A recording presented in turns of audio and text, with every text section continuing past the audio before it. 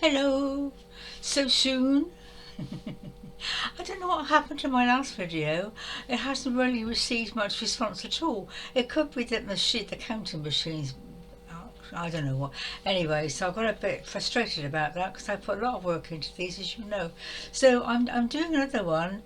Basically, I've had two very peculiar things happen. And it's always something to learn from things. That's why I pass them on. Hopefully somebody else will learn from them too. The first one was really the weekend. What was the weekend like for you? My God, what a weekend! I went to you know the NHS are very strange at the weekend. A CME, a solar flare, there's this, there's that, and I was on my knees practically. And I had a very strange thing happen on Saturday, which I won't relate because that's another video probably. And so on Sunday morning, I felt very lightheaded and very faint. I don't usually feel faint. It's not one of my things. I don't get headaches and I don't feel faint, but I felt very odd on Sunday morning. I thought, I've got to get out. You know, that feeling, you've just got to get out.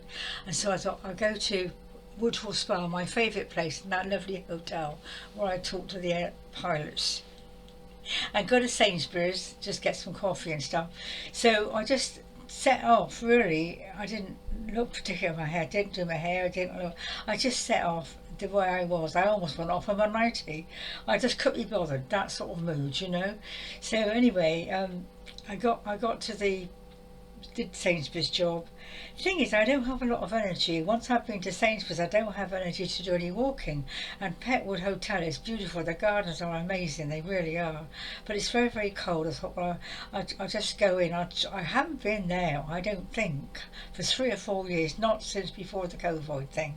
I used to always pop in. They always have a lovely log fire. I love to just pop in, sit by the fire and have a coffee and people watch. And so I thought, I haven't done it for such a long time, so maybe I'm waking up. Maybe I'm coming to life again after 3 years incarceration, although it's been longer than that. So I walked into the coffee place, ordered my coffee. £3.50 for a coffee, I couldn't believe it. And she said, where will you be sitting? I said, oh, by the fire. So the seat was so low, I got down there and I couldn't get up again. I'm sure people were watching my antics. It's really because you've got to lever yourself up. And I put some logs on the fire and had a little chat to the dog, that was nearby. And then I had my coffee and decided that I had to get up. So I thought, oh, I'll go and see the chaps, my Air Force chaps, the RAF pilots, in the bar. I often go in there. There's very rarely anybody in there. The bar they used to use, and that's where they collect sometimes psychically. Talking about in their uniforms, and I sit down, and if no one's around, well, there isn't usually, I have a little chat to them. I've got one that actually I think has come to be my guide. He's with me quite a lot and he helps with my technologically problems. So I just went in there for a little chat, and as the minute I got there I started crying. I thought, oh no, because they were obviously around me and sending me a lot of love, and I was in a very down mood, so I had these few tears. And then the girl came in, a very glamorous, very lovely girl. She came in and she immediately came over to me, you all right? I said, well, no, I'm just having a few tears. And she almost held my hand, and she was so sweet. I mean, the nicest person I think I've ever met. Also, I'll give you my phone number and we can go out for tea. Well, I can honestly say in the last 10 years, I think she's the only person that's actually really spoken to me and been nice to me. And it sounds like a sob story. It's not really. It's just I don't really go out very far to meet people anyway. But she was so sincere. I suppose she was in her 50s, 60s, I don't know, but she's very glamorous. Lovely, my sort of lady, very nice. She's a Leo, I think. And she said, I made her jump because I was sitting there talking to these chaps, and she came in. And apparently there was her mother's funeral. It was only a couple of weeks ago, and it was sort of held in that bar. And she said, I made her jump. She thought I was her mother. Not age-wise, just the presence of someone sitting there. She was so shocked. So we had a laugh about that, and she's given me her phone number, and that made my day, because I was feeling really one of those very, very low moments, the life wasn't worth living. And so I came home and I thought, well, gosh, that's what timing, what divine timing. I mean, you couldn't have set it up if you planned it. I mean, I before I went off, I thought I'll have a little lie down before I go, because often haven't got a lot of energy, and I sometimes have to have a little lie down. So I'll get my energy up before I go. So that was another half hour that I probably would have gone earlier. And if I hadn't gone to Sainsbury's, the whole thing was planned minute by minute, and she turned up in that place, that the bar where the guys used to go for their drinks, at the very moment I had just sat down to have my little cry. I mean, that's synchronicity, isn't it? This happens to me quite a lot, actually. I meet people, they sit down at the same time as me, and I expect you can tell stories. You know that timing is quite incredible. Really is quite incredible. So I've got a new friend. Well, hopefully, I haven't yet met her.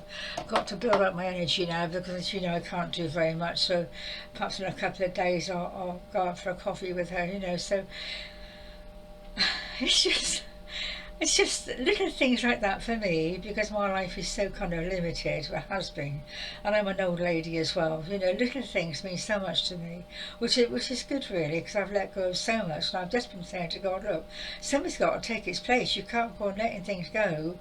I've got a big empty space that needs to be filled, and apparently we do have to ask for light to come in, because if you leave an empty space too long, something else might. So I think she's a very sort of flamboyant lady. I think she'll fill the gap for a little bit. And the second thing is, it's a two-story video, this one. The second thing is something else I want to tell you, because I'm proud of myself, but also a bit ashamed of myself, really, because I do some very strange things, and my habit is to overreact and take action. I write letters, send emails. I don't do so much now, but I tend to always I'm hardly imaginative, put it that way, and I tend to see things not always as they should be. Well, of course, it is difficult to see things as they should be. Maranshi, the spiritual master, there's always, I think I've done a video on this, so 3 or 4 ways of looking at things, and it's getting the right one, isn't it? The problem.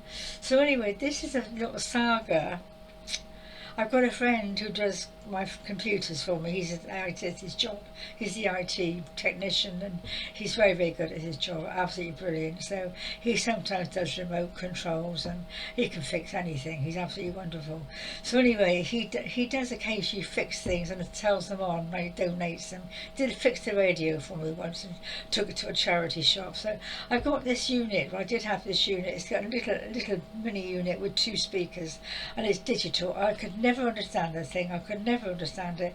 I was always getting in a mess with it, and then the CD drawer got stuck. So I thought, well, I can't repair it. It's no good. It's no good taking it. Who will do it anyway?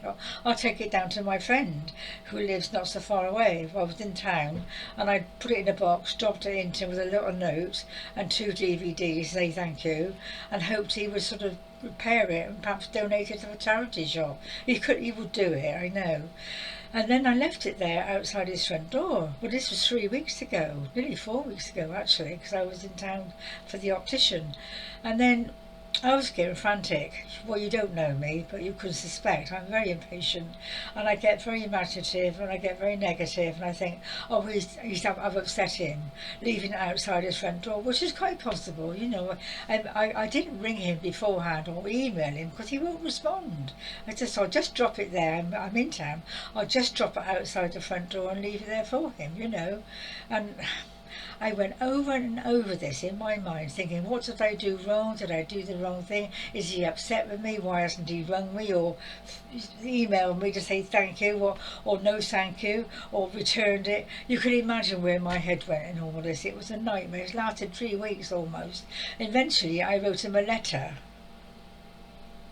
Don't write people letters.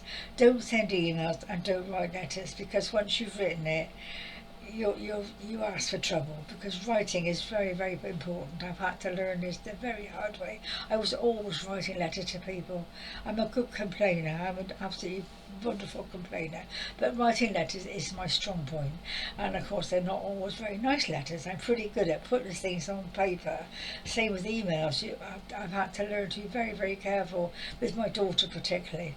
And this time with this chap, I don't know how I did it. I didn't email him, I didn't ring him.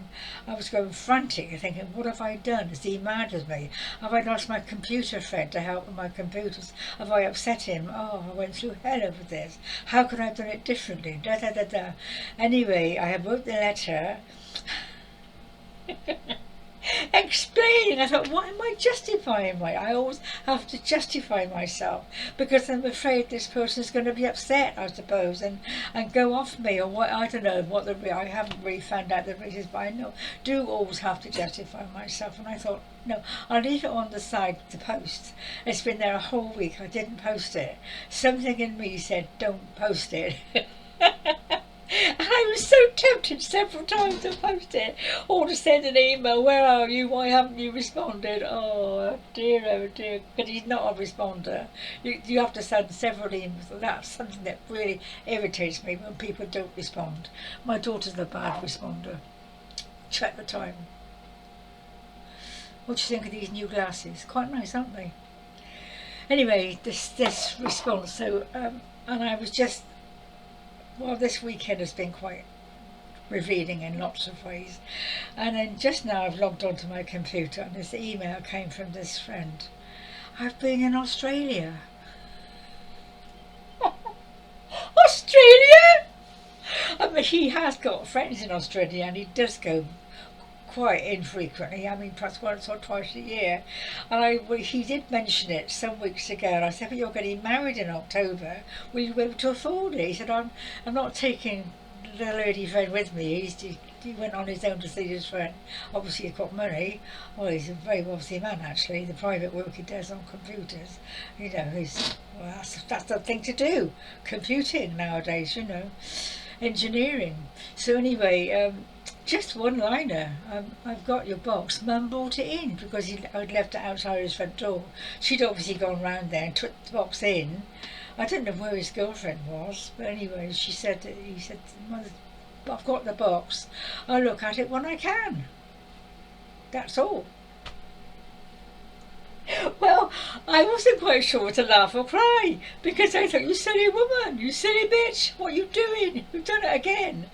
I do this, but this time I've learned a lesson not to send letters, not to send emails, not to pressure people. Where are you, or why aren't you responding to me? I just trusted it would all turn out in the end. So I don't know, he will repair it, I'm sure. He's very clever. Whether whether I should go and collect it for me, or whether he'll donate it to charity, I don't know yet. But just to see this name on an email, I thought, he's resurrected. Where's he been? He's been in Australia. Well, I wish he'd said. I don't know why he should tell me, but I mean, I do worry where people are. It's one of my things about abandonment. Oh, I was going to say about doing another video when I'm walking. I've got one, and it's a really bad video, and I think I should do another one perhaps. But I think I'm losing confidence in my videos because I'm not getting a lot of response. I don't know where they appear, you see. I hope they appear on the main homepage, but I don't think they do. I think they just listed somewhere and people come across them. I know some people are what they call it, subscribers, but I'm in 20 people in a video, but someone's energy, I think, is it worth it doing? Is it worth doing it? Although when I look at my playlists, there's thousands, some of them, so they are going around, but not at the time. So I'm not quite sure what to do really, whether I'm meant to go on. I've done it for 3 years now. I don't know whether to bother. I mean, I analyse this so much. I think in some respect I do them for me, because there's a way of talking to somebody and getting my energy out and sharing things.